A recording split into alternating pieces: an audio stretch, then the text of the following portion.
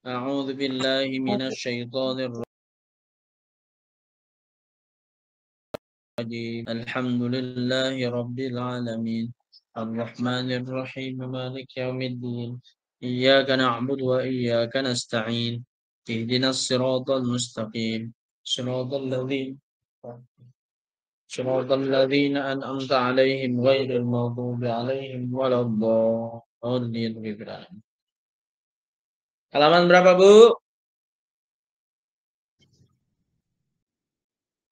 150 Ustaz. 150. 150. Enggak.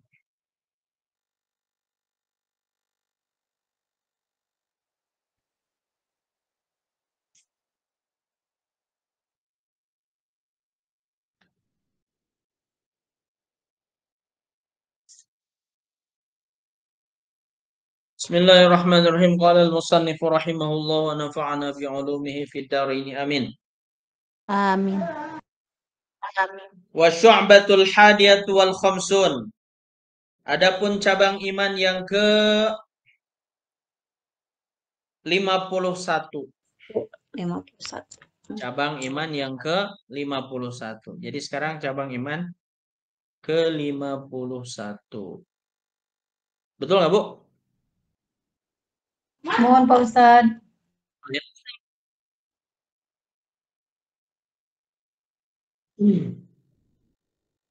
Al-hakamu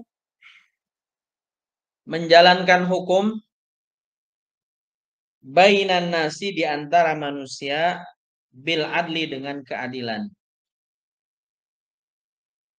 Ini adalah cabang iman yang ke-51. Ini kayaknya menjalankan hukum antara manusia ini berlaku utamanya ya. Utamanya bagi para pemimpin. Ya. Pemimpin ya, walaupun setiap manusia itu pemimpin, minimal memimpin dirinya.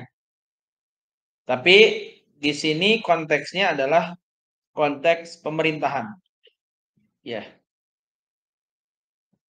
Qala Allah Ta'ala, Allah berfirman, fahkum bainana bil haqqi wa la tushtit.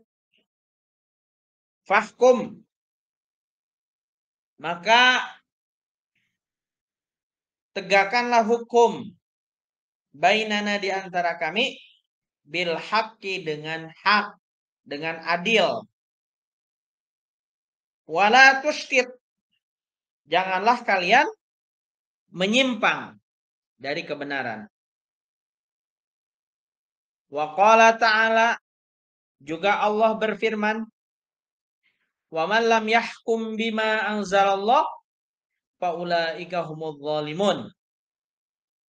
Wa man lam yahkum, barang siapa menegakkan hukum bima, barang siapa yang tidak menegakkan hukum, wa man lam yahkum, bima dengan sesuatu anzalallahu yang telah Allah turunkan, maksudnya Al-Quran ya, faulaika humudz zalimun, mereka termasuk orang-orang yang zalim, sesat. Nah, jadi hukum itu harus berdasarkan pada hukum yang telah Allah tetapkan. Apa itu? Al-Quran. Wa sunnatuhu, dan sunnah Rasul. Gitu.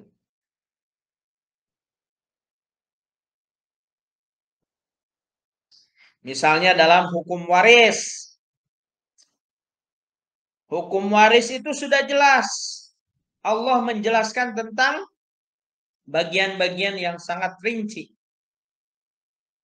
Kemudian ada orang dalam sebuah keluarga tidak mau tuh diberlakukan adanya pembagian secara waris Islam. Pengennya semuanya sama, laki-laki perempuan. Maka itulah termasuk humudz zalimun, orang-orang yang zalim.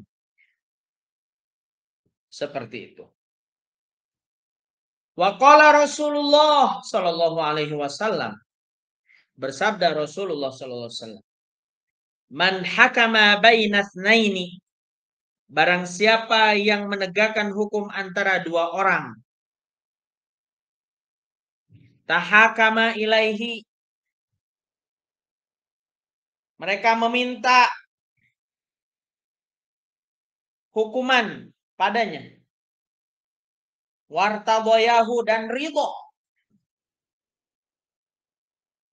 Dan keridhaan padanya. Falam yakdi. Tapi tidak diputuskan bainahuma antara keduanya bil haqqi dengan jalan keadilan dengan benar, fa'alaihi la'natullah, maka wajib baginya laknat Allah.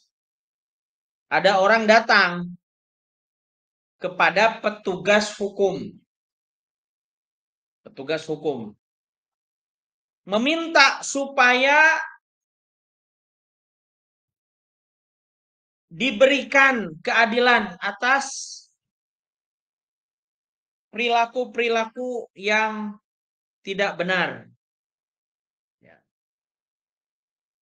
Tapi dia tidak menanggapinya.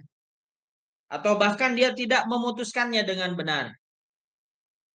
Ya. Penegak hukumnya misalnya disogok. Maka di sini sabda Nabi, fa'alaihi la'natullah, maka tidak ada yang bisa didapatkan oleh penegak hukum kalau dia tidak memutuskan dengan keadilan dan kebenaran, kecuali yang diterimanya adalah laknat Allah. Na'udzubillah. Mungkin ada orang yang berpikir, berarti kalau laknat Allah sengsara dong. Buktinya saya tidak sengsara misalnya. Harta di mana-mana, gedung tinggi, rumah tinggi, istrinya 4. Wah, Masya Allah. Sampai segitunya.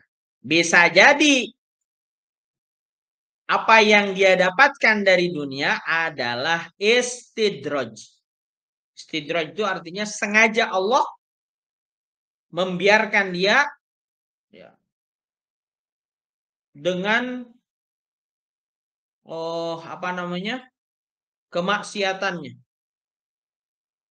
supaya benar-benar hukumannya nanti itu lebih dahsyat. Gitu. Ya. Jadi ketika ada orang yang merasa, oh Ning, saya dilaknati, saya bahagia, saya terus mendapatkan harta. Iya, bisa jadi dia istidraj. Allah sengaja memberikan itu semuanya supaya nanti apa? Hukumannya bertambah, gitu kan.